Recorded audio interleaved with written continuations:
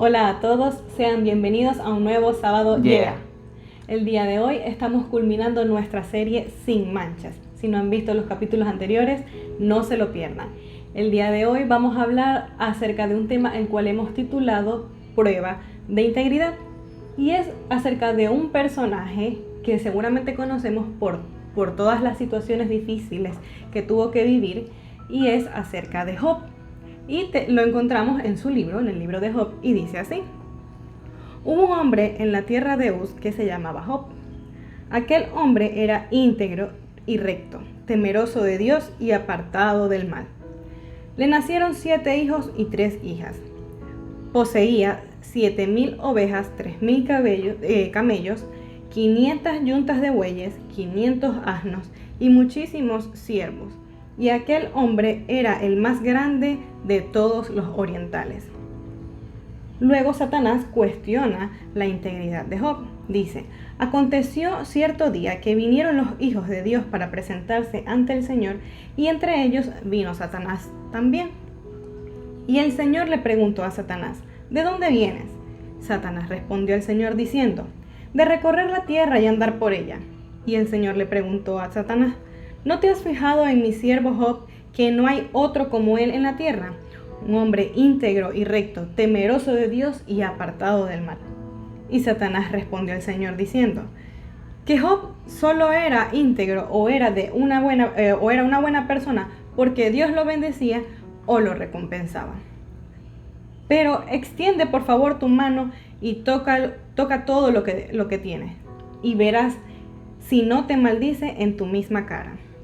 El Señor le respondió a Satanás diciendo: he aquí todo el que tiene he aquí todo lo que él tiene está en tu poder.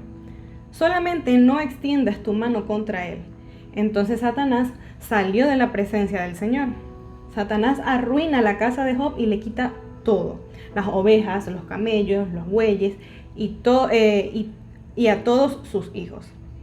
Entonces Job se levantó, rasgó su manto y rapó su cabeza, se postró a tierra y adoró, y dijo: desnudo salí del vientre de mi madre y desnudo volveré a ella. El Señor dio y el Señor quitó, sea bendito el nombre del Señor. En todo esto Job no pecó ni atribuyó a Dios despropósito alguno. En este capítulo ocurre lo mismo, en el capítulo número 2, que en el primer capítulo. Dios reafirma la integridad y la rectitud de Job. Y luego Satanás atenta en contra de la salud de Job con llagas malignas desde la planta de los pies hasta su coronilla. Y dice así: entonces su mujer le dijo: ¿todavía te aferras a tu integridad? Maldice a Dios y muérete. Pero él le respondió: has hablado como hablaría cualquiera de las mujeres insensatas. Recibimos el bien de parte de Dios y no recibiremos también el mal. En todo esto Job no pecó con sus labios. Luego Job es visitado por sus 3 amigos y dice: entonces 3 amigos de Job, quienes son Elifaz el temanita, Bildad el sujita y Zofar el naamatita, se enteraron de todo el mal que le había sobrevenido y vinieron cada uno de su lugar. Convinieron juntos en ir a él para expresarle su condolencia y para consolarlo. En el capítulo 3 del capítulo 3 al 28 de Job dice: todo comienza Job hablando y luego habla un amigo y Job le responde. Y así sucesivamente pasa con los demás amigos. El debate que tenían era sobre: ¿es Dios justo? ¿Gobierna el mundo de acuerdo a la justicia? ¿Cómo se explica el sufrimiento de Job? Cuando los amigos de Job vinieron hacia él, comienzan a hablarle con respecto a la forma o perspectiva de cómo ellos veían la situación que vivía Job.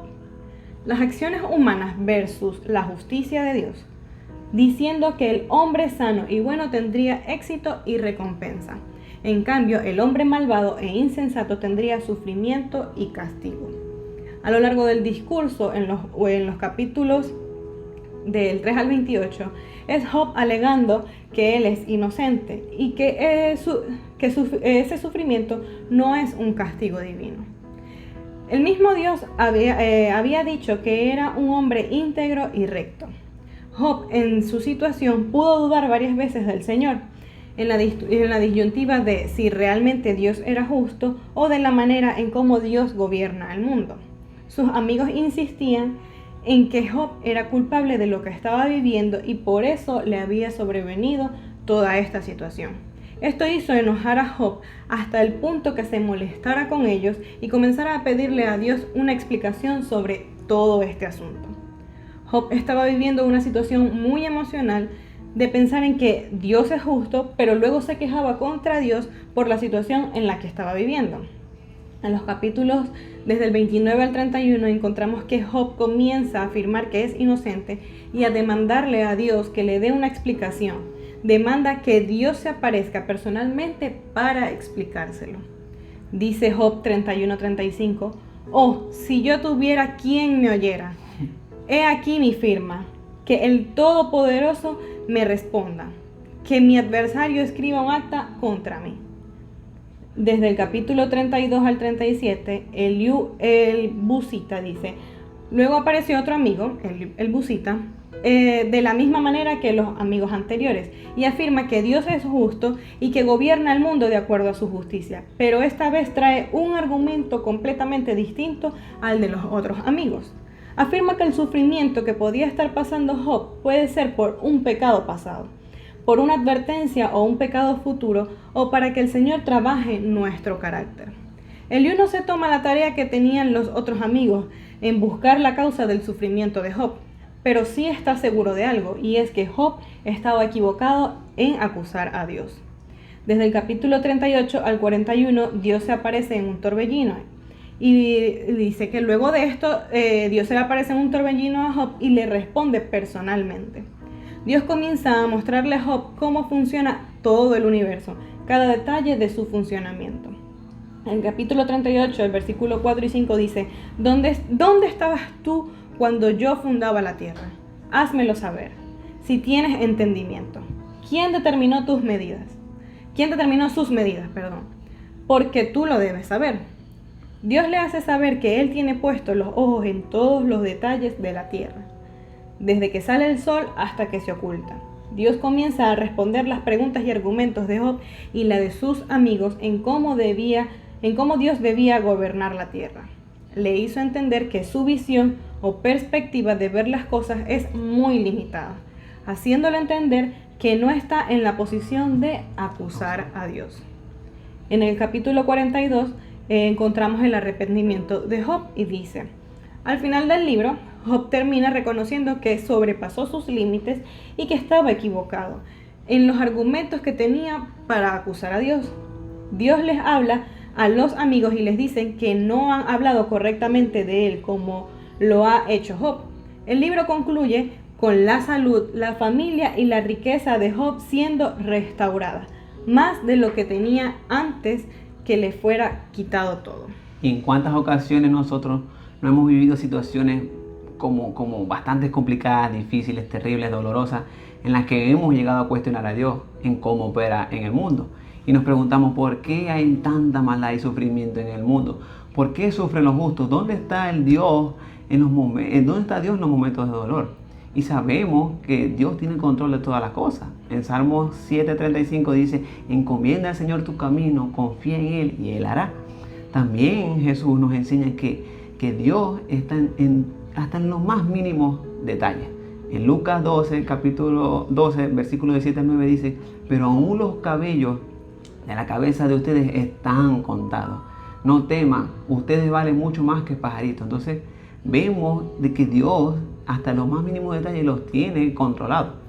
Pero aunque sepamos estas cosas, muchas veces nos suceden situaciones como las que vivió Job, que no entendemos, que nos llevan al punto de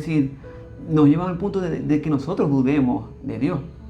Y yo me pongo en los pies de Job o en la situación de Job, y tuvo que ser un choque emocional muy fuerte. Primero que le quitaran todas las posesiones, luego la familia y por último, para rematar, como podríamos decir, la salud. Muchos dirían, mi hijo anda salado, no pegáis ninguna. Pero cuando vemos injusticia en el mundo o a nuestro alrededor, podemos llegar a pensar este tipo de cosas. ¿Dónde está Dios? ¿Por qué Dios permite estas cosas? Esta historia nos lleva a responder una pregunta. ¿Cómo respondemos cuando nuestra integridad es puesta a prueba? Cuando se hace una prueba es para ver o comprobar el buen funcionamiento de algo o de alguna cosa. Por ejemplo, cuando se quiere saber si alguna persona tiene coronavirus, se le hace un test o una prueba para ver si es positivo o negativo. Satanás quería demostrar que tenía razón sobre Job, que esa integridad de la que hablaba Dios era algo superficial o por interés, pero estaba completamente equivocado. Yo me imagino que a lo largo de la pandemia muchas personas o muchos de nosotros pudimos perder trabajo, familiares, quedarnos sin dinero. Muchos pudimos pensar o decir, ¿hasta cuándo con tanto sufrimiento? ¿Hasta cuándo tengo que pasar por este tipo de cosas? ¿Por qué tienen que morir personas inocentes? ¿Qué hice yo para merecer esto? ¿Cuándo será el día que todo esto se vaya a terminar? No salgo de una para meterme en otra.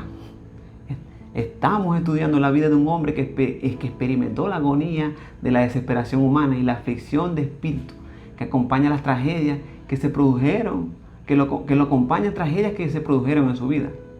Y vemos que la reacción inmediata de Job a todas las situaciones que comenzó a vivir fue adorar a Dios y alabarlo.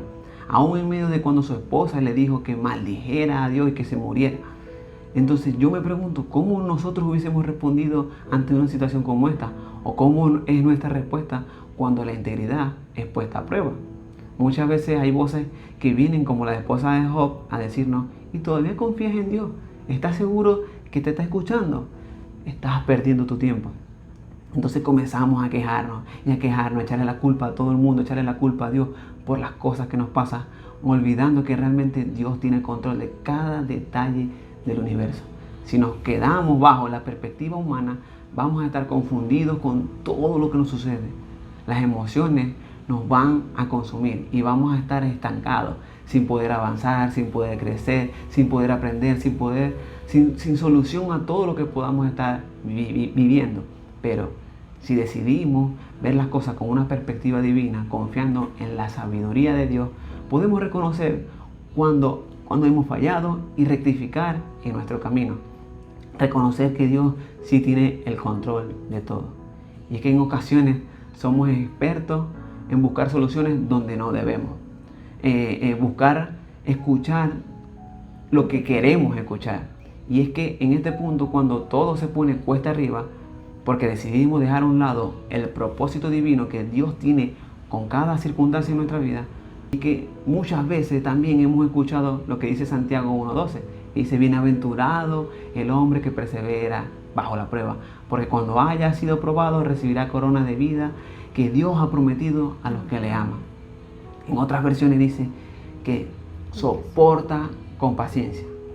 Creo que a ninguno de nosotros le gustan las pruebas o cuando nos suceden nos las imaginamos de otra manera. Y recuerdo en una ocasión que en una prueba que yo le decía al Señor, Señor, gracias porque siempre estuviste allí, porque he aprendido a confiar en ti. Pero él le decía, pero creo que se te fue un poquito la mano.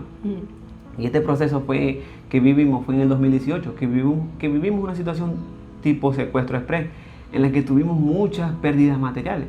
Auto, teléfono, dinero, una lacto, en fin, cosas materiales.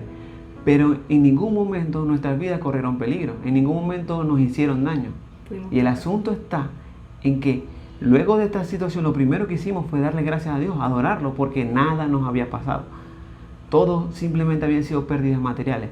Pero al pasar de los días comencé a sentirme frustrado porque todas estas cosas que había perdido ciertamente eran valiosas y necesarias en mi día a día. A veces llegaba a trabajar y no sabía qué hacer porque toda la información, mucha información que yo tenía del trabajo estaba en la lacto y no tenía respaldo. Entonces me frustraba porque no entendía, en el momento no entendía por qué todo esto me estaba pasando o toda esta situación que estábamos viviendo. ¿Por qué nosotros? Comenzar a pedirle explicaciones a Dios y así como lo hacía Job. Señor, necesito que vengas y me expliques todo. Y conseguimos esa respuesta de Dios inmediata cuando nos llevó a leer un salmo, en Salmo 37, capítulo 37, versículo 7, que dice, calla delante del Señor y espera en Él. No te alteres con motivo de los que prosperan en su camino, porque porque por el hombre que hace maldades.